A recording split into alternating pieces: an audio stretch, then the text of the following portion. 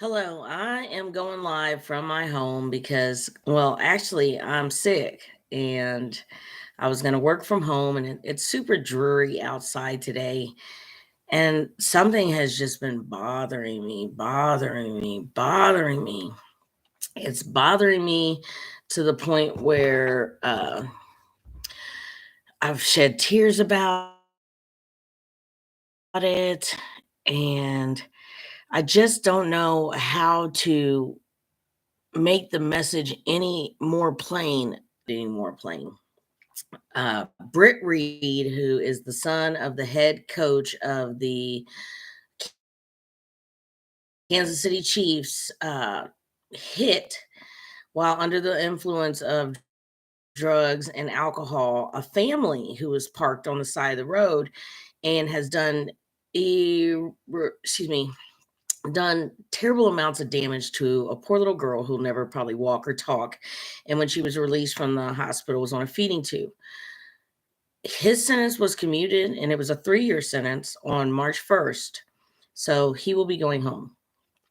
He will be going home. He will be going home. So I started looking into Britt Reid because it was just so saddening and ridiculous that I know so many people who have not had a chance to come home. And this man has had several chances to do something different. There's a big reflection on my screen and I don't know where it's coming from, but just bear with me.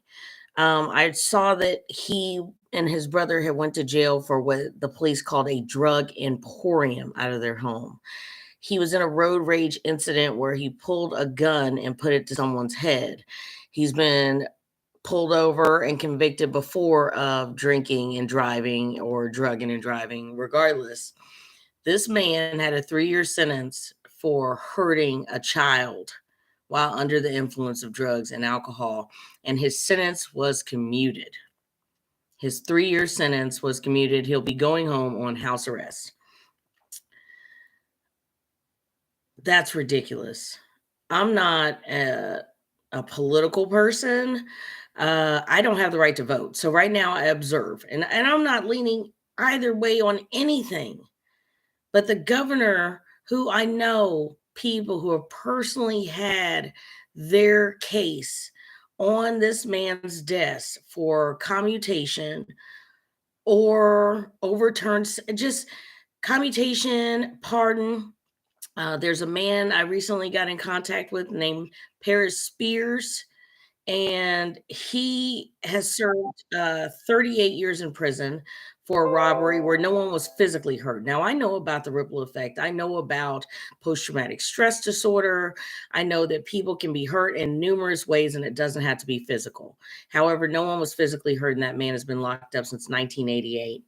Renee Green is a friend of mine from the penitentiary. Pharmacy robbery, no one was physically hurt. She's been locked up close to 30 years. Brenda Williams, who was convicted on eyewitness testimony that she was a 5'11" white woman. She is barely 5'1". These people want to come home. They want to come home. They are worthy. They deserve it. They just don't have a dad that is the head coach of the Kansas City Chiefs. They don't have the prestige. They don't have the money. What makes them any different? That's it. They don't have the money. And these people, some of which are innocent, and they've been there so long. And this man on his 3-year sentence gets his time commuted. I'm sad. I'm hurt. But I'm even sadder and I'm even more hurt when my friends call from the penitentiary to ask me if I saw it. And I tell them, yes, I did. And I know that these people, some of which have been locked up the duration of my life, 44 years. It's sad. It's sad and it's depressing. And we all want to talk about criminal justice, lock them up and throw away the key. Well, recidivism is Britt Reid. Britt Reid is a recidivist. Britt Reid has been to jail numerous times over a 20-year period. I'm sad. My case was self-defense. Did I need to serve that much time? Well, I did. And guess what? I know that there are people that were adversely affected by what I did, but I served 14 and a half years in prison. My family did not have the type of money to get me, a top flight, as we say, top flight security of the world attorney. My friends did not have the type of attorneys. They did not have the sway where the governor feels as though he should overturn your sentence and commutate it after serving less than 3 years. You're going home and you hurt a child and you pulled guns on people before. What is recidivism? Recidivism is where you continually commit crimes and you are in and out of the system. I know people who would be hard pressed when they got home to go check their mailbox because they've gotten so old in prison. They're not going to reoffend, but they can't even get a chance. They can't even get a chance. I just want everybody who's listening, this might be the most important thing that I have ever said.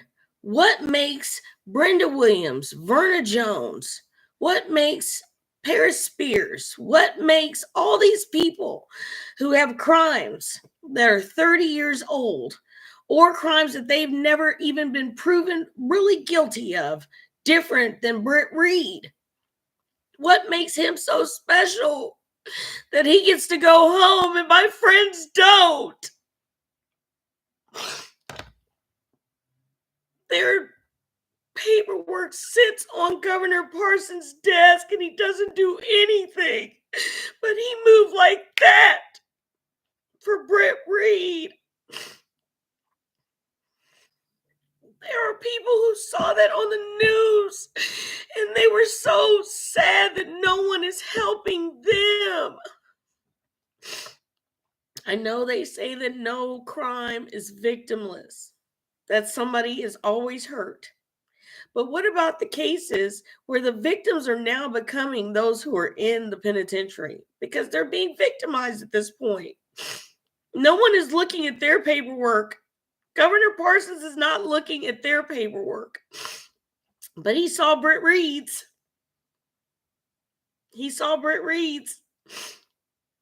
It's a really dreary day outside. And listen, I haven't been sick like this. I was actually counting on my gratitudes. I was like, oh, I can go get some fast food because I don't feel like cooking anything. I'm just going to, kind of take care of me today, do as much as I can. But I'm bothered and I'm hurt. And I'm hurt because they don't deserve the lot that they've been given because they don't have money. And they don't have prestige.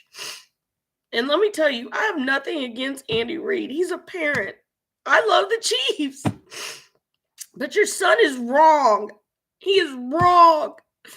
And I know people who have served serious time for less. And I want them to come home.